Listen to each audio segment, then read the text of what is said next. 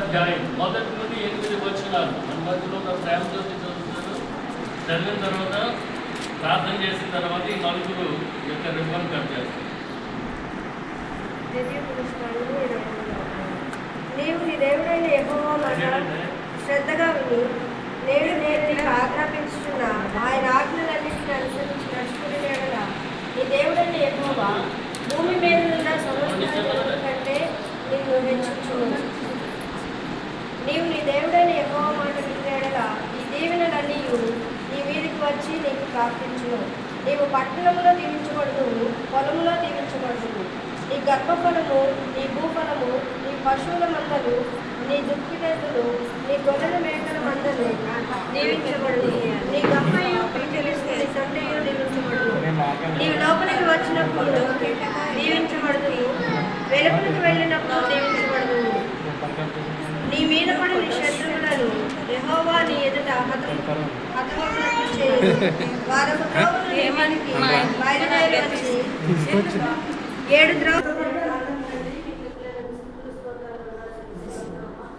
ఉదయకాల సమయంలోనైనా భూమిలో ప్రవేశించడానికి ఇదిగో నన్ను నీ యందు భయభక్తులు కలిగిన జనులు మీరు ప్రేమించినైనా వారిని మీరు అత్యధికంగా దీవించి దేవుడైనా ఉన్నాయి.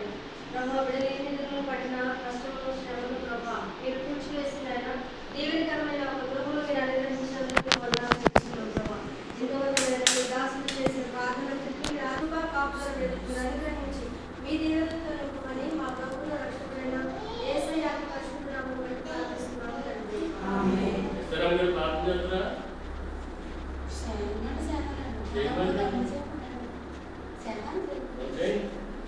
స్తోత్రం నైనా స్తోత్రం మహాపరిశుద్ధుడ మహానగర సర్వోన్నతుడైన తండ్రి ఇదిగో నా ప్రభువా ఈ దాసులు నా తండ్రి దాసులు కూడా నా తండ్రి నాయన ఇంతవరకు నా తండ్రి దయజనులు ఇద్దరు చేశారు దాసులు కూడా నా తండ్రి ఇద్దరు చేశారు బిడ్డలు నా తండ్రి ఇంతవరకు నా తండ్రి ఆ ప్రార్థనలన్నీ మీ పాచన తీర్చినట్టు నా ప్రభు నీకు స్తోత్రం దేవా.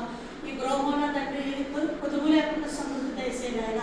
ఇంతవరకు ప్రార్థనలన్నీ ఇవి ఉన్నారు నా ప్రభు. ఈ ఉదయకాలం నా తండ్రి ఏ పొదుపు లేకుండా ఈ గృహం చుట్టూ దేవతలను కావడం ఉంచుకున్నప్పుడు ఈ గృహంలో దేవస్థానమై ఈ పదాలు మీరు అనుగ్రహించండి ఆయన నీ స్తోత్రం దేవా. చిన్న చిన్న పరిస్థితులు వచ్చిన నా ప్రభు మమ్మల్ని ఇవ్వలే చెడుకోలేదు నా తండ్రి.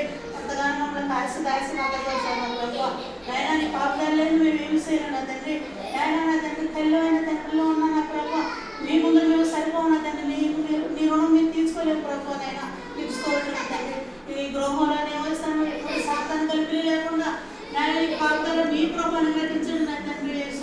మీరు వచ్చిన బిడ్డలతో నా తండ్రి ఆయన ఆయన ఎంత సంతోషంగా ఆనందంగా తండ్రి ఇక్కడికి తండ్రి మేము ఎవరికి చేసేపోము వచ్చిన తండ్రి నాయన నాయన ఇందులో పాల్గొని భాగ్యం చేసింది వాళ్ళ ప్రయాణాలు తోడై నడిపించండి నాయన. మీకు స్తోత్రం దేవా.